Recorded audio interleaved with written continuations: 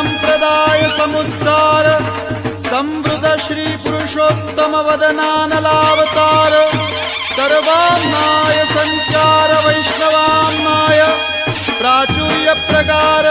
Shri Bilva मंगलाचार्य सांप्रदायिकार्पित साम्राज्यासन